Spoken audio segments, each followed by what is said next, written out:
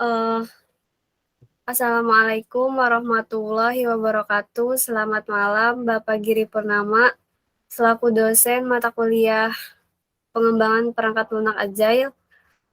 Kami dari kelompok yang beranggotakan 3 orang,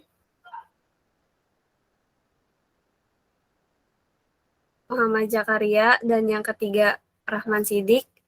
Kami akan mempresentasikan tentang metode pengembangan Rapid Application Development.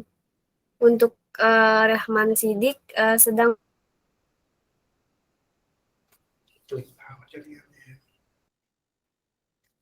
perangkat lunak Rapid Application Development adalah sebuah proses pengembangan perangkat lunak yang menekankan siklus pengembangan dengan waktu yang singkat.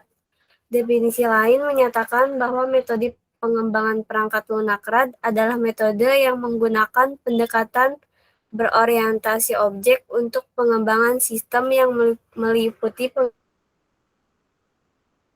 lunak. Next.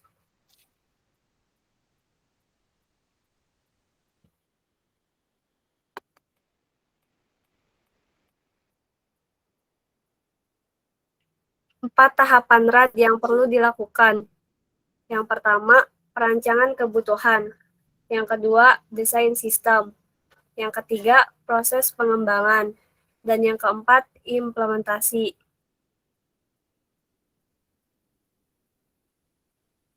Yang pertama, perancangan kebutuhan. Tahapan ini merupakan tahap awal dalam suatu pengembangan sistem, di mana pada tahap ini dilakukan identifikasi masalah dan pengumpulan data yang diperoleh dari pengguna atau stakeholder pengguna yang bertujuan untuk mengidentifikasi maksud akhir atau tujuan dari sistem dan kebutuhan informasi yang diinginkan.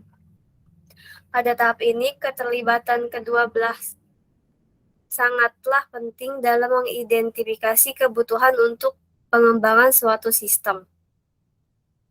Next.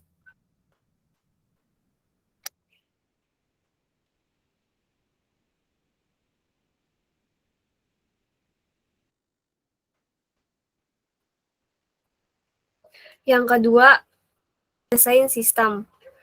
Di dalam tahap desain sistem, keaktifan pengguna yang terlibat sangatlah penting untuk mencapai tujuan. Karena pada tahapan ini dilakukan proses desain dan proses perbaikan desain secara berulang-ulang. Apabila masih terdapat ketidaksesuaian desain terhadap kebutuhan pengguna yang telah diidentifikasi pada tahapan sebelumnya. Luaran dari tahapan ini adalah spesifikasi software yang meliputi organisasi di dalam sistem secara umum, struktur data, dan lain-lain. Next. Yang ketiga, proses pengembangan dan pengumpulan feedback. Pada tahap ini, desain sistem yang telah dibuat dan disepakati diubah ke dalam bentuk aplikasi versi beta sampai dengan versi final. Pada tahapan ini juga programmer harus terus-menerus melakukan kegiatan pengembangan dan integrasi dengan bagian-bagian lainnya sambil terus mempertimbangkan feedback dari pengguna atau klien. Jika proses berjalan lancar, maka dapat berlanjut ke tahap berikutnya. Sedangkan jika aplikasi yang dikembangkan belum menjawab kebutuhan, programmer akan kembali ke tahap desain sistem. Next. Yang keempat, implementasi atau penyelesaian produk. Tahapan ini merupakan tahapan di mana programmer menerapkan desain dari suatu sistem yang telah disetujui pada tahapan sebelumnya. Sebelum sistem diterapkan, terlebih dahulu dilakukan proses pengujian terhadap program untuk mendeteksi kesalahan yang ada pada sistem yang dikembangkan. Pada tahapan ini biasanya memberikan tanggapan akan sistem yang sudah dibuat dan mendapat persetujuan mengenai sistem tersebut. Untuk selanjutnya akan dilanjutkan oleh Muhammad Zakaria. Kelebihan dan kekurangan IRD. Kelebihan, dapat menggunakan kembali komponen yang ada reusable atau objek sebelumnya hingga tidak perlu membuat dari awal lagi. Kedua, integrasi proses yang lebih cepat dan efektif. Ketiga, penyesuaian kebutuhan dan keinginan user menjadi lebih mudah.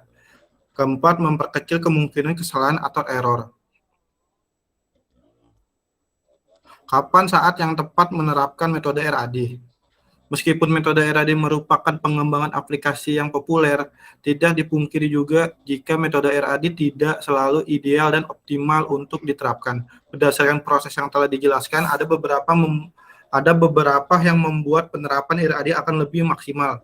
Pertama, ketika memiliki tim yang solid. Kedua, ketika memiliki modal yang besar. Ketiga, ketika hanya memiliki sedikit waktu.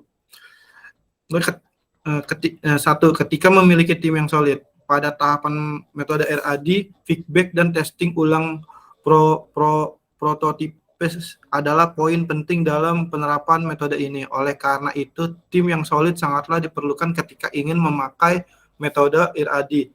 Tim yang dimaksud bukan hanya tim internal dalam pengembangan sistem, akan tetapi pengguna yang terlibat dalam testing aplikasi, serta anggota lain dan juga stakeholder yang terlibat dalam pengembangan aplikasi dan sistem.